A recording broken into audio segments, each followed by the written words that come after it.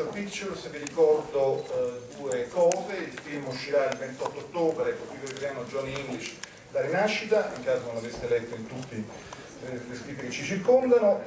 Uscirà in 400 copie, quindi un'uscita molto, molto importante, wide, e che questa conferenza stampa è in streaming in questo momento su Coming Soon, che ci sta guardando, e poi sarà replicata su domenica, credo, anche sul canale, poi avrà una grande vita.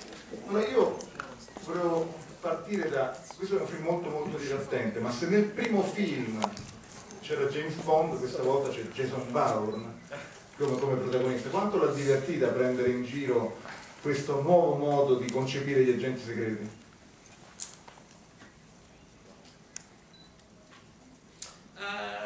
Well, I mean, it's rather fun. I mean, the world of James Bond, which is undoubtedly the world of Johnny English, is a very fruitful world for comedy, because it's a world that the cinema audience know extremely well, and they, and that was, the world in which we set the first Johnny English movie, the same. And it's curious that this year there seem to be no Jason Bourne movies and no James Bond movies, although that's largely coincidence.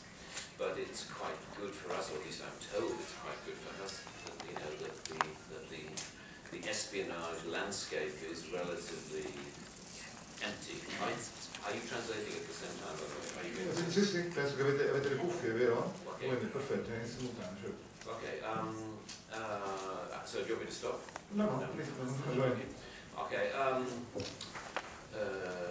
but yes, so yes, it is what it is. It's a comedy spy movie. There's no doubt that the Jason Bourne movies in particular, I think, have redefined the spy landscape to a significant degree, which is why James Bond movies are now, different to what they were. They're a little harder, a little more humorless in a way, which is quite good for us, because I feel that now that James Bond has gone a bit more serious, it means it's opened up an arena, for us, for Johnny English, to be the slightly more comedy-orientated, slightly more witty spy movie.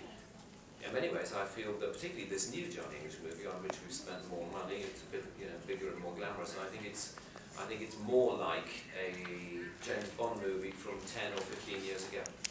Ecco, l'ufficio stampa di Universal mi segnala che siamo in un caso in cui la vita imita l'arte. Se vuole la sedia, se vuole alzare, che sembra la scena del film. Evidentemente i colleghi le hanno messo per il microfono, ma ecco, però se vuole... Ok, perfetto, la ringrazio, prego.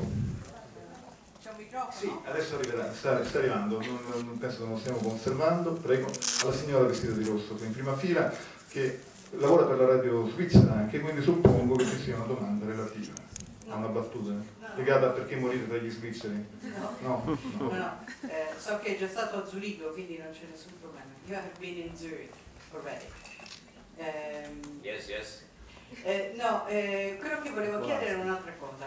Lei ha parlato del panorama delle spie e mi è venuto in mente l'agente Smart e altre varie prese in giro degli agenti segreti, però mi sembra che questa sua presa in giro sia più delle persone normali che non veramente degli agenti segreti. Il suo Johnny English fallisce più come persona normale che non come agente segreto. Per esempio riesce a fare delle mosse di kung fu e varie cose molto bene, quindi mentre l'agente Smart non sapeva neanche da che parte cominciare. Quindi la vedo più come una presa in giro delle persone normali, così che lo spettatore si può immedesimare molto di più e non si annoia nel vedere un imbaranato totale. È così, e questa è la psicologia del personaggio.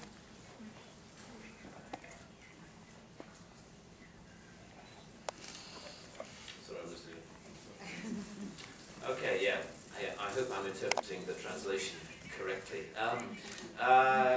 Yes, I mean, what's interesting to me about Johnny English is that in many ways he's a more believable character than James Bond, because James Bond is sort of Superman, to whom he has his problems, but he almost has, you know, superpowers to overcome them. Whereas Johnny English is more human. You feel as though he's not a natural spy. You feel as though he has to try very hard in order to succeed in the world of espionage that he's chosen to work. You feel as though he's quite lucky to be there. And you feel as though he has to fight quite strongly in order to justify his position and the faith that other people have in him. I mean, generally speaking, with this second Johnny English movie, which personally I believe to be significantly better than the first Johnny English movie, better because I think the character of Johnny English is more believable. I think he's more three-dimensional. And as you say, he has failings and flaws, and of course it's those flaws that we exploit for comedy. You know, the joke is that he's not as good as he thinks he is. That's the essential joke about Johnny English. And we exploit that to the full, but you know, but in many ways, as you say, that makes him more identifiable by an ordinary person, because ordinary people actually, you know, quite frequently are not as good at their jobs as they would like to be, and that's certainly the case with Johnny English. So I can see what you mean, but I think it all feeds into our desire with this new movie of a greater reality. You know, this is not Austin Powers. You know, this is not a spy spoof, a spy parody in its pure form. It's more a comedy thriller. That's kind of what we tried to make. You know, we tried to devise a story in which you were interested, to know what happened next, rather than just waiting for the next joke. Which is why we have casted, as we have casted, with people like Dominic West and Rosamund Pike and Gillian Anderson. These are very good, very serious actors. And we wanted that. We wanted to cast it as if we were casting a James Bond movie, and then let the silliness, the joke of Johnny English be a greater contrast, if you like. You know, I think the jokes are bigger and better if they're set in a more serious world. Ecco, Rosamund Pike a Venezia, l'anno scorso, aveva appena finito di girare con lei, ha parlato della sua grande generosità. Diceva, chi lavora con Mr. Atkinson non è intimidito, perché è molto generoso, e soprattutto lo aiuta, è aiutato a entrare nei suoi tempi, perché lei è un maestro sia della commedia verbale che della commedia fisica. Ecco, riconosce, insomma, questo fatto di riuscire a non far intimidire le persone che lavorano con lei, anche attori di esperienza, ma Rosamund Pike non aveva mai fatto una commedia certamente come questa. Well, it's a nice thought. It's probably for others to judge my generosity rather than me. It's sort of not for me to say. But I'm a great believer that that the nature of acting is that all we are ever trying to do is to tell the story. And if, as a performer, you are greedy or ungenerous, then it's going to disadvantage you as much as it is your fellow performer. I remember talking to an actor who said, you know, I always like to be in movies or plays where I'm the only good actor. You know, I love to be amongst people who aren't very good, and then my talents shine out more brightly in contrast to them. And I hated to tell him that that was not the way storytelling, that's not the way drama works. You know, drama is about trying to present a truth. And the important thing is that everyone contributes everything they can from the perspective of their own characters to that truth and to make the drama work. You know, I don't want to work with people who aren't good. I don't want to work with people who are not given free rein and the proper amount of oxygen, if you like, to make their performances work, because that will benefit everybody. If people, you know, perceive that generosity, then I hope that's good, but it's something which I believe wholeheartedly.